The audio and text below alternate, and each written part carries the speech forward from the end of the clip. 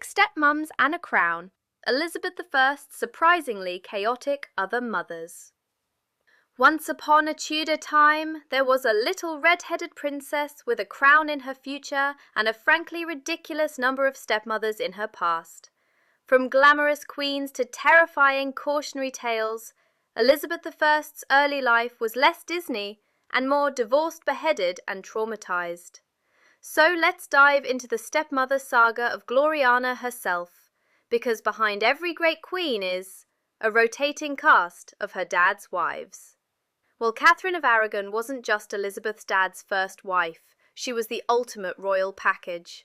Spanish, devout, formidable, and for a hot second, her mum's worst enemy. But Catherine was never actually Elizabeth's stepmother. Still, her shadow loomed large. Why?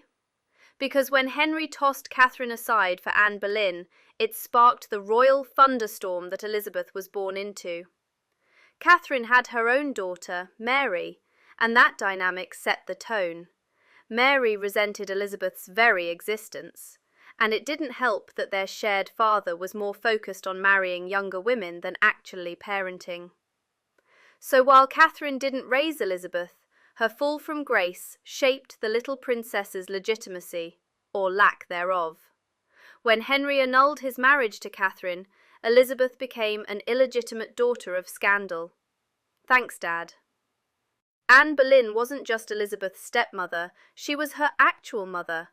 But tragically, she was also Elizabeth's first cautionary tale. Anne was executed when Elizabeth was not even 3 years old. She went from Queen of England to traitor, witch, and the whore's daughter in under a fortnight. What does that do to a toddler? We'll never know exactly. But Elizabeth spent the rest of her life fiercely defending Anne's memory. She kept a ring with Anne's miniature portrait inside, wore her mother's pearls, and referred to her as Queen Anne. A bold move considering the official party line painted Anne as an adulterous monster. It's fair to say that Elizabeth idolized the idea of Anne Boleyn, and who wouldn't want to rewrite their own tragic origin story? Enter Jane Seymour, Henry's third wife, and arguably the least dramatic, which for the Tudors is saying something. Jane died 12 days after giving birth to Edward VI, the boy Henry had literally ruined lives to get.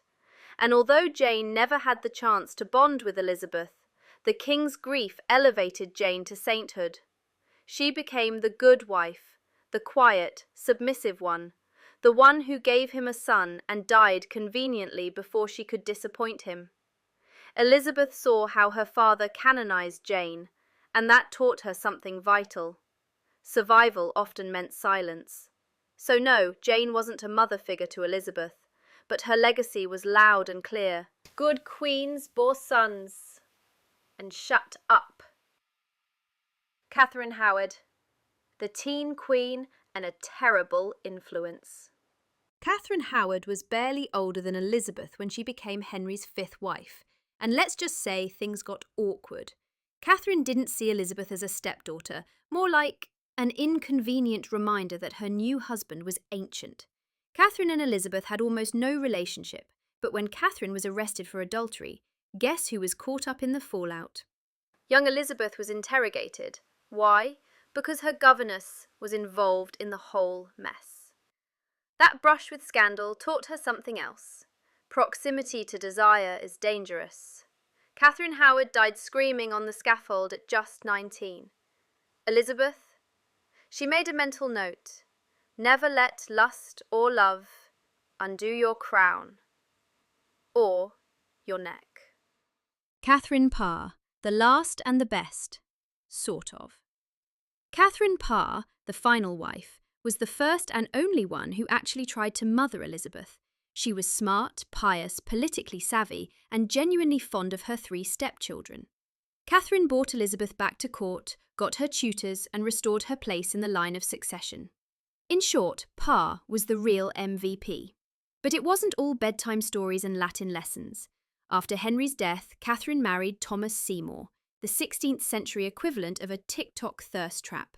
And let's just say his relationship with teenage Elizabeth was deeply inappropriate.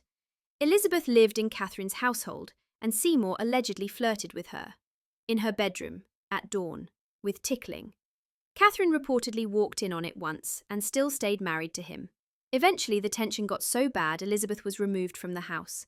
Catherine died not long after in childbirth, and Elizabeth never spoke of her again, which is Tudor code for, "We are never unpacking that trauma, thanks." So what did all this teach Elizabeth I? That stepmothers come and go, but power is permanent. That being a woman in Henry VIII's court meant walking a tightrope over a pit of patriarchy, politics, and public execution. Elizabeth watched 6 women take turns on the throne and the chopping block. She watched some love too much, speak too boldly, die too young, or fade into irrelevance. She learned what not to do from every one of them. And when her time came, she ruled alone, with no man beside her, no consort, no scandal, and absolutely no stepchildren. Coincidence? I think not. So next time someone tells you stepmothers are just fairy tale villains, remind them that Elizabeth I survived 6 of them and came out wearing the crown. If you enjoyed this royal trauma rollercoaster, hit that like button, subscribe for more courtly chaos, and let us know, who was your favourite of Henry VIII's wives? See you